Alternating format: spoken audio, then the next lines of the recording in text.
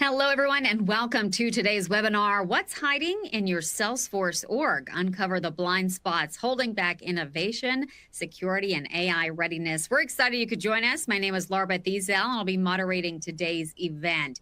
Now, we are thrilled to be joined today by our expert speakers panel. We have Jim McQuillan, is the Senior Director of Commercial Operations at Solesis. Jim, would you like to introduce yourself? Yes, thank you, Laura Beth. Hi, everyone, and thank you for including me in today's discussion. I'm Jim McQuillan. I'm responsible for driving the tactical execution of sales and marketing strategies with Solesis. Solesis is a biomaterials manufacturer in medtech and biopharma industries. We're headquartered in Pennsylvania. My background is in IT, sales, commercial operations, and that background has taught me the importance of bringing people, processes, and systems together to be effective. I'm not a technical specialist, but I do have experience with Salesforce and many other CRMs, as well as other enterprise services.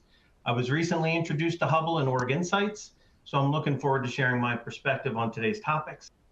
And thank you very much.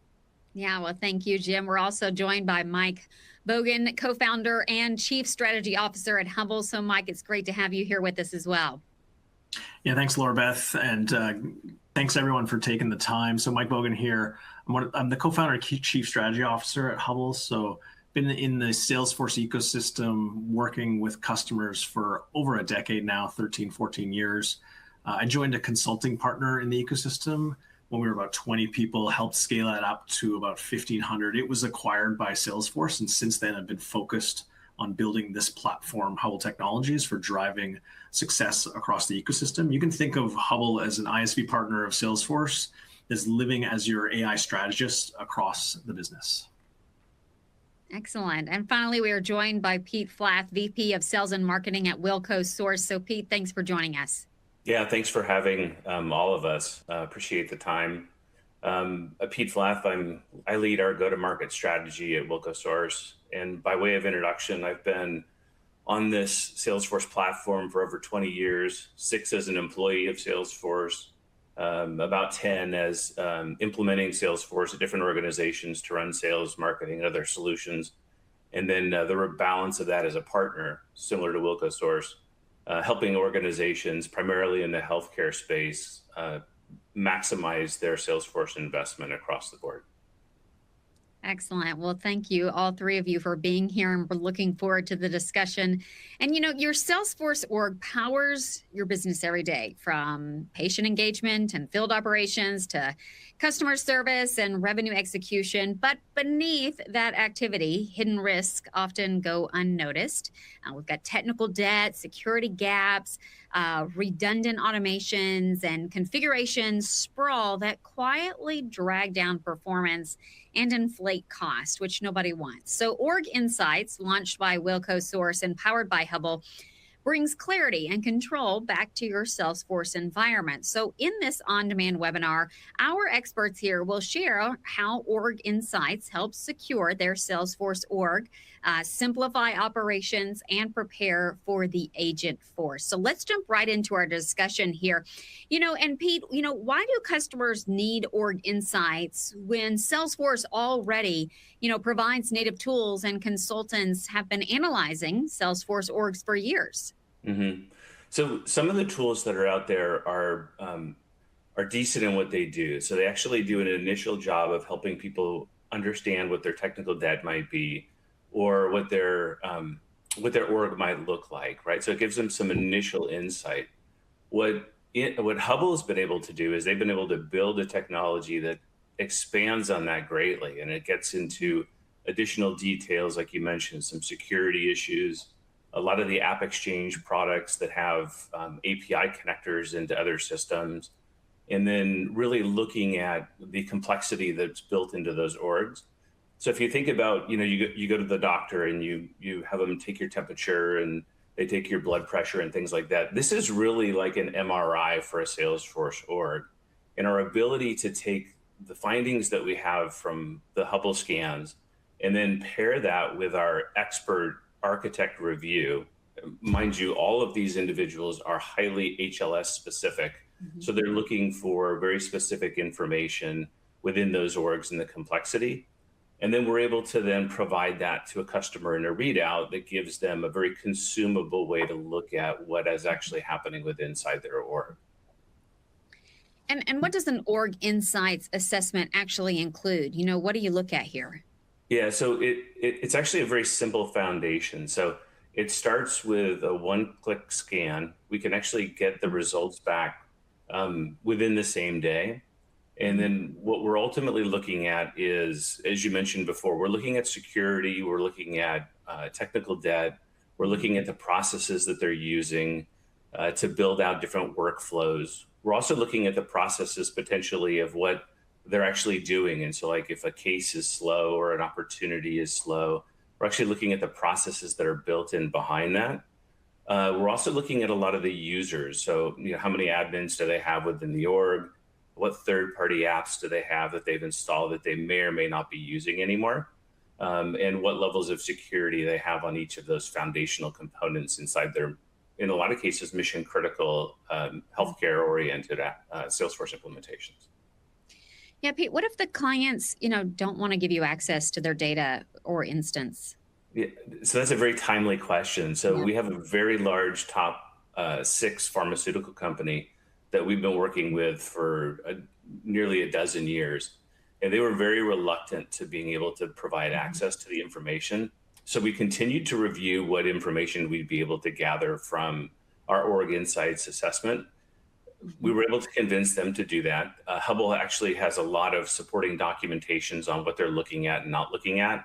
They are HIPAA compliant, which is something that we worked with them on for quite a while to make sure that we had that for our customers.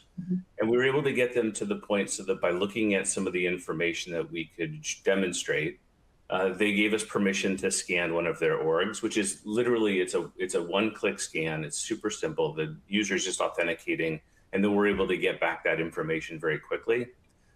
They were kind of blown away with what they saw. I mean, this is a highly skilled run Salesforce org, and there were a number of challenges that we were able to identify for them, which has led to us basically going back to them and working with them on a couple dozen different orgs that they're concerned about having same problems. And how quickly can a customer expect results? You know, we can do the scan in same day. What takes a little bit of time for us is that we really want to make sure that we have that expert architect review of that particular org so that we're able to come back to them with some real remedy and best case, you know, go forward practices with inside of that next step.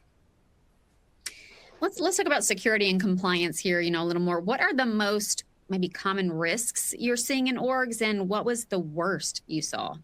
Yeah, so a lot of it gets into some APIs of connected apps within the org. So some statistics for you are 52% of connected apps are not even being used by the company that's using them, and they've installed them in their org.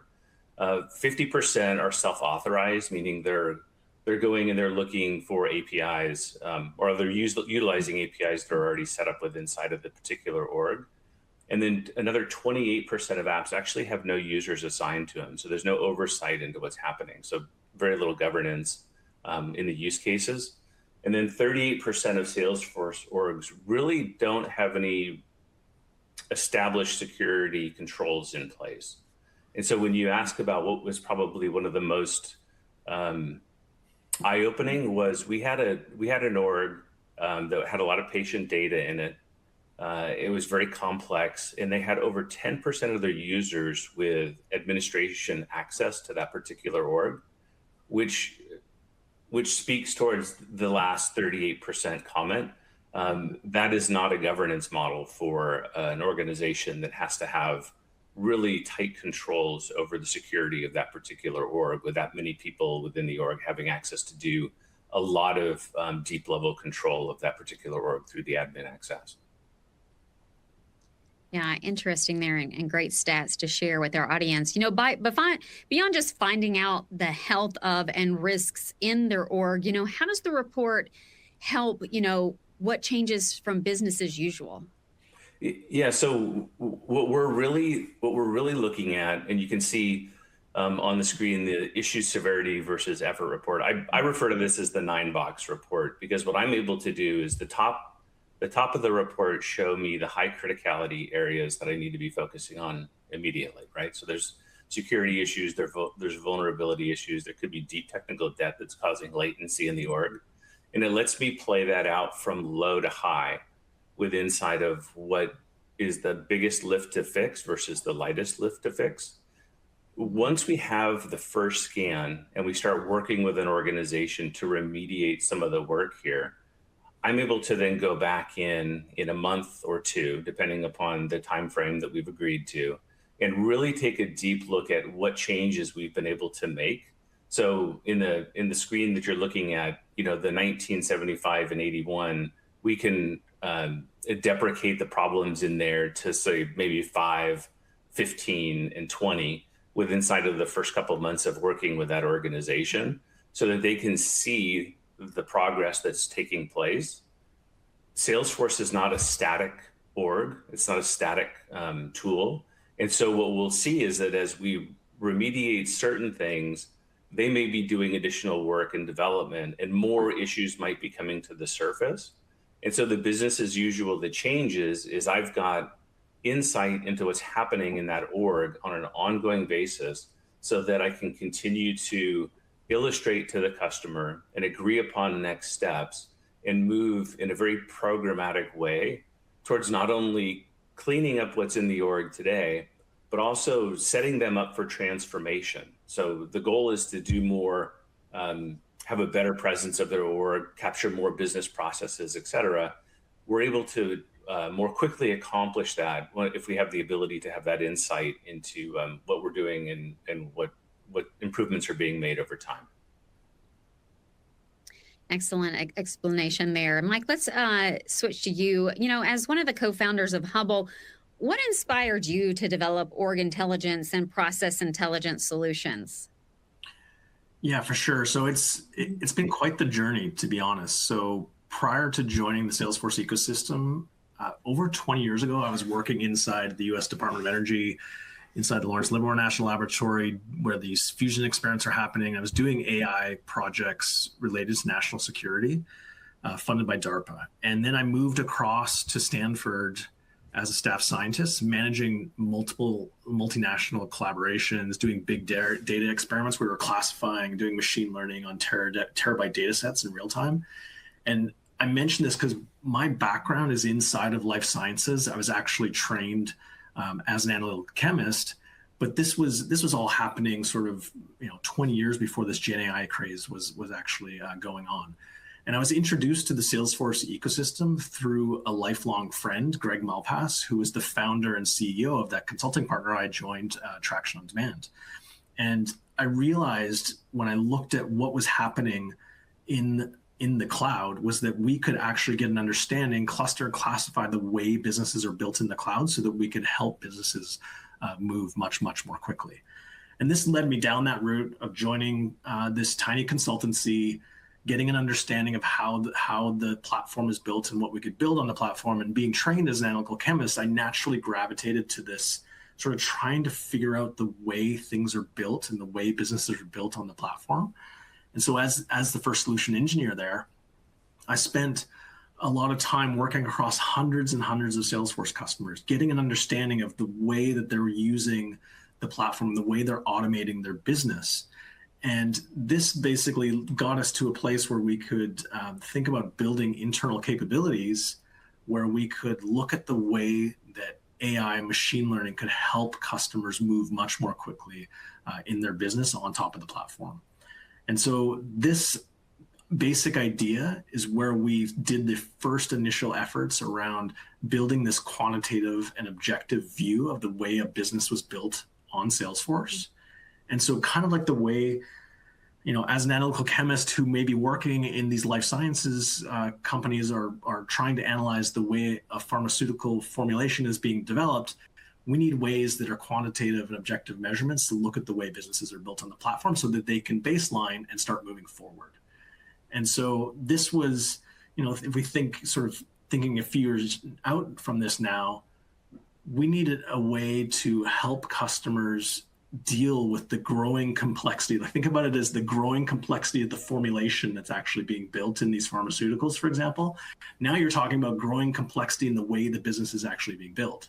And so as Salesforce itself was growing, we saw this growing complexity. Basically, the term to think of, it's metadata, the way the business is configured on the platform. Mm-hmm. It kept growing and becoming more and more complex to the point where there's 20,000, 30,000 pieces of metadata that configure the way a Salesforce org is actually built. And so we built this early platform to help us understand, extract, analyze the way that a business is built. And that even is building upon fellow co-founder Chris Bruzzi at Hubbl. He was doing some early work at Aperio even earlier to the traction days, where we could extract this type of information and generate results that are actionable for the customers. And once that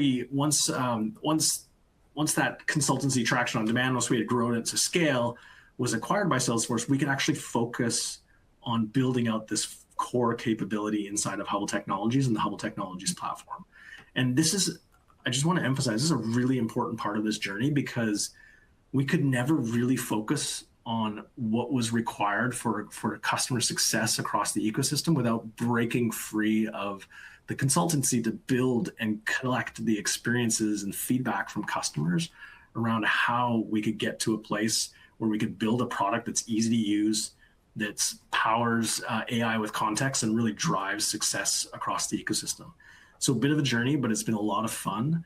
And to be able to engage across the life sciences ecosystem with regards to getting businesses moving faster on the platform it's been a fun journey and kind of coming full circle for me. Yeah, and Mike, what can a client expect in the future? Yeah, so basically the way to think about this is that in the early days, we focused on metadata extraction and understanding how orgs were configured. And then we're moving into scoring thresholds, so you can see how an org is configured, powering those recommendations, predictive intelligence. In the future, and what's coming now, is things like agent to agent. So our platform leverages AI, it's leveraging integrations and being able to move faster into things like Agentforce vibes, Jira integrations that are helping customers move even faster. And the way to think about this is that Hubbl is truly your AI architect that helps you make decisions to get the business moving faster on top of Salesforce. Excellent. Thank you, Mike, for that. And Jim, I wanted to ask you, what prompted you to take the assessment? One or many reasons? So I'm a skeptical user, right? So as I mentioned before, I'm not really a technical resource to the organization. I have some experience with it, but first and foremost, what prompted me was a persistent but trusted partner in Salesforce to get me to go through and understand the power of it. So I've seen a lot of the tools in the past. I have a very small instance, so I'm the opposite of complex with regards to my current instance. I've been at more complex instances. I recognize the value if I had large, complex organizations with lots of different resources coming in and working on different elements within the platform. You kind of lose what everybody's doing. And again, my focus is just to make sure that it's doing what I want it to do as a tool set for my sales and marketing and service teams. So so what prompted me to take the assessment was, again, a trusted but persistent partner. And I had some time on a Friday afternoon for them to walk me through it a little bit. I was really surprised at what I saw. So again, with my experience and the background, even with a very small instance, because I figured this is not for me, right? I don't need this. I have a small user base. We're largely non-customized environment by design, right? So that we can seamlessly use the tools. But all the things that we've already gone through and talked about, the intelligence that's baked in, the transparency to all of these objects without a whole lot of difficulty to understand it. That's what I got out of it. So it was from a skeptical perspective that I was impressed with what I saw, basically. And that's okay. And when you saw the assessment for the first time, what surprised you the most? So again, what surprised me the most is a little bit of what we saw earlier in the slide deck. So the first thing that drew my attention was the 9 blocker with regards to some of the security concerns. So the high risk, low effort, and so on and so forth. So even in my space, there were elements there that needed to be addressed that I would not have seen. That would not have been clear to me in trying to understand my instance. And again, making sure that I'm getting the kind of ROI that I need to be able to get out of my Salesforce environments. So those were some of the things that surprised me. The transparency to it is really key, because that's the other piece, is that it is, it's not a black box, if you will, with how it's doing everything. It really brought forward the facts of how much custom code do I have out there. So what are some of the apps that are unmanaged, that are taking resources from me? How much technical debt do I have in it? And it brought forward with great clarity, here are the fields that you're using, here are the fields that you're not using, where can I go find these in page layouts, what are the flows that are inactive but sitting there and taking resources from you. So it really did all the things that we've talked about for me. Very small group, small instance, not highly customized, and yet there was still a lot of value there. In my past, when I've worked with much larger and more complex organizations, the value would be tremendous. For me, it's a small instance. It was also exceptional with what I could do and what I was anticipating to be able to see. And did Org Insights, help you better understand your Salesforce org, and how was it different from, your previous approach? It did very much so, because again, we had lots of different people over time interact with our Salesforce. We don't have a lot of our own resources, so we are dependent on consultants and service providers and other sort of users to come in and to make certain things happen within our instance.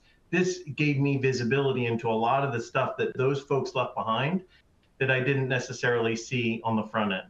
So again, lots of custom fields came forward that I didn't know were necessarily there or captured. There was a lot of flows and some process automations, some alerts that were there, even some connected apps and the other types of things that, again, I didn't see, right? And this brought it forward very clearly. It wasn't complicated to understand. It wasn't complicated to digest. It was a well-considered and well-thought-out presentation of the true behind the scenes on my org. Pete, do clients use Org Insights as a one-time assessment or on a recurring basis? And what additional value does, recurring usage provide? It always starts out with a first-time assessment. Okay. Usually it's everyone wants to just do a one-time scan. They're curious as far as, we've talked to them about this technology. We've told them what it can do. They see the results and they have an aha moment. And that aha moment leads towards, how do I fix this? And there's a number of ways that they can fix it and we can help them fix it. And then it always leads to, let's scan it again. I want to see if we fixed it. And then it turns into, let's scan it again. We should be doing this quarterly, or we should be doing it every month after a release, or we should be scanning our dev environment, or we should be, and so it always turns into process improvement or process excellence. And organizations really need to take that into their development processes and how they're building out their systems. Too often, having been in this ecosystem long enough, I've seen a lot of organizations set it and forget it, and they kind of pave the cow paths, and that's not the right way to think about this opportunity. People come to us for a number of different reasons. Jim told you his story working with our organization. Someone might move into a new role or get promoted in their Salesforce, in their organization to run the Salesforce org. They might have a security or vulnerability issue. Like, it comes to us from a number of different avenues. But once we show them that first result, and I think Mike's probably going to kill me because I keep using the 9-box term. as soon as we show them that 9 box, they get it. And we can then start to work with them on remediation and best practices around how to avoid that in the future. And Pete, if I can, I would just add, also for me, again, as a user, we talk about technical debt. With some IT background, I understand the damage, if you will, and the resources that get put to technical debt. But as a user and trying to understand the ROI and the return on my investments here, technical debt is sometimes hard to articulate, right? It just kind of gets lost a little bit unless you're the CIO. But this also made clear to me what is the technical debt? And you can really speak to it, you can resolve it, and you can start to show the return on all of that stuff. So that was another component that, at least to me, was it became forward as a result of using the tool set. Yeah, that's awesome. Thanks. Yeah, and Jim, how are you looking to leverage the org insights offering in your business? So again, it helps me maintain some backlog. It's given me clarity on some practices maybe that should be resolved. So again, some of this technical debt, things like that. I like Pete had mentioned, I was quick to say I want to run another scan because I want to start to see objectively that I'm starting to resolve some of the components that I've highlighted as a part of our ongoing development. So for me, it's about ROI. For me, it's about building in some of that operational excellence, as well as understanding that the better I manage my org, the better I'll be able to take advantage of Agentforce and some of the other next-gen services as we go forward with all of that, particularly with some documentation, some of the metadata stuff as well. Again, those are elements that for me are really key as I try to drive for those operational efficiencies and really get the kind of return that I need to get from my CRM and other commercial system investments. Yeah, and Mike, looking ahead to Agentforce AI, what does AI needs context really mean inside a Salesforce org? And, what are the foundational steps teams should take, before piloting agents? Yeah, it's a great question. One way to think about this too is that Salesforce is configuring the way your business is operating, right? And so there's specific parts of the org, the way that you're configuring things, the metadata that build, and human users have been working inside of Salesforce for decades, right? But now we're in the era where AI is starting to look at those configurations, that metadata. So in terms of context, that AI itself, it needs to understand what has been built.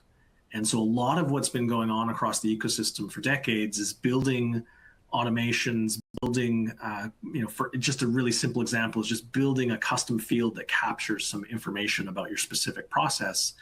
It's oftentimes built in a way that maybe that Salesforce administrator might know what that particular field is, or the specific users might know because of a title on that field. But when AI starts looking at that, when Agentforce starts looking at that, it needs more context. It needs a better description to understand what's actually happening in there. AI also needs context with regards to the way that the data is actually being completed inside of the org, that data quality that's in there. And the other thing you have to think about from those foundational steps before you're piloting agents or as you're working on them is just thinking across how those agents actually work. What they're actually working on. So oftentimes you want to narrow in on a specific part or a specific process, identify things like there's some legacy automation, some technical debt that Agentforce and this AI can't even leverage. You'll need to update those. You need to inventory and update those so that you can actually leverage that with AI.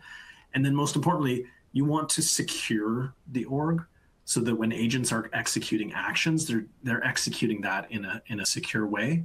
And then ultimately you want to be able to track the progress that you're doing. And that's where a longer engagement, leveraging the process intelligence side of the platform, can actually track the progress that's being made and the return on investment that you've been making inside of Agentforce. Yeah, Pete, what trends are you seeing with agentic AI in your customers? Yeah, so we're seeing them try to figure out the best approach to take agentic AI across their payer, provider, pharma, and med device organizations. A lot of it's customer service, a lot of it's member service. Some of it's insurance verification, prior auth, things like that that you would think would be a huge time saver that a person, a human agent, is doing today. The holdback for a lot of organizations is the confidence they have in the data, right? So their data, there may be some workarounds that their agents do, from some swivel chairing from one screen to another to make sure they've got the most precise information about that. In the case of a payer, a member accessing their systems to find out, what their enrollment benefits would include. So there's a lot of activity happening around trying to figure out how to do this, and there's quite a bit of investment happening around it, in addition to the time and energy.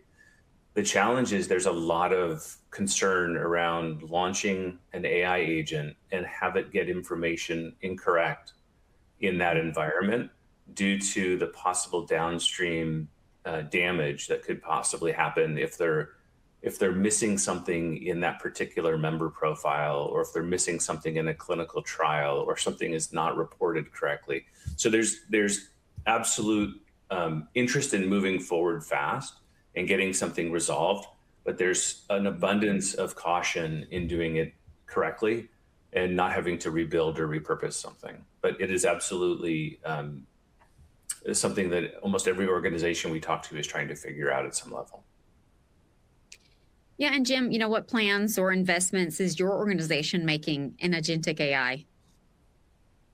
So we're basically right now just trying to move forward slowly and deliberately. It's more proof of concept kinds of stuff. I do see with us with Service Cloud, as some of the things that Pete had mentioned as well, for us as a business, we see opportunities where we can really take advantage of AI, but we need to do so in a very deliberate way. So for us right now, I think the future is exciting, but for the moment, we're moving cautiously forward with being able to do smaller proof of concept that we would scale, probably starting in Service Cloud, then moving over to our sales spaces as well. There's a lot of nice opportunity there.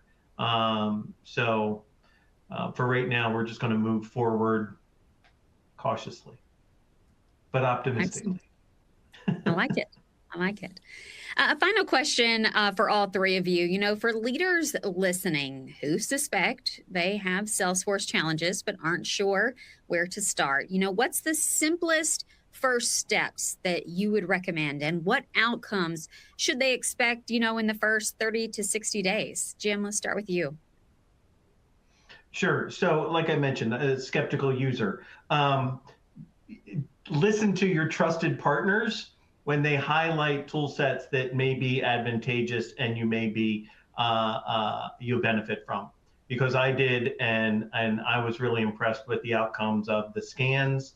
It gave me a sense of clarity that frankly I didn't think that I could necessarily get to, and it results in me being able to better improve on my investments in Salesforce, as well as direct my partners to some key areas that need to be addressed with some transparency. So yeah, trust your partners. Excellent. Mike? Yeah, for sure. So just thinking about how did you get to a place where you're starting to think about this too? Oftentimes you're new inside of an organization, for example, that has Salesforce. Maybe you're in a scenario where you're being tasked with merging multiple Salesforces together. And you're trying to get an understanding of what's happening. What are the actual challenges? So the simplest first steps are obviously inventorying this and getting an understanding of what's actually happening inside of these environments that you're working in. The challenge, of course, is that since there is so much metadata in there, for you to actually do that manually, the average org, 27, 30,000 pieces of metadata, if you clicked on each one of those for 5 seconds and looked at them, it would literally take you 5 days of continuous clicking just to inventory and understand what is going on. So I highly recommend taking these automated approach, get an understanding of what's happening in your Salesforce org, and obviously leveraging org insights to accelerate that process and get you to a place where you're literally doing this in almost no time and getting to a place where you're making decisions even faster. And Pete? Yeah, I'll echo what both of Mike and Jim have said previously. Uh, we always start with discovery, right? Every customer we talk to, it's always with discovery. A lot of times they have something that they want to do. Many times that they want to do a huge transformational project, whatnot. But we need to start with discovery. And in the past, that discovery has taken us, to Mike's point, a month or more, going through and clicking and seeing and searching and analyzing and putting a report together and everything else. We can do it. Used to take us and other consultants a long time. We can do it very quickly and rapidly, and we can iterate on that very quickly. So the first thing I would recommend someone to do is actually run the scan. And you do, in my opinion, you need an expert that either understands, Salesforce from an architectural perspective or deep understanding of the product to be able to do the analysis and readout and provide options on what you can do next. And then once you start to move through that model of fixing up and remediating some of the things that you've got, then you're ready to transform. And that's where the magic of, in my opinion, of the magic of Salesforce comes in. And so it's really a take the first step and engage and get the initial assessment, the org insight done. That's really the starting point for us. Excellent. Well, thank you, all three of you, our speakers, Jim, Mike, and Pete, for this engaging discussion today. And I'd also like to thank our audience for joining us. We hope to see you again soon.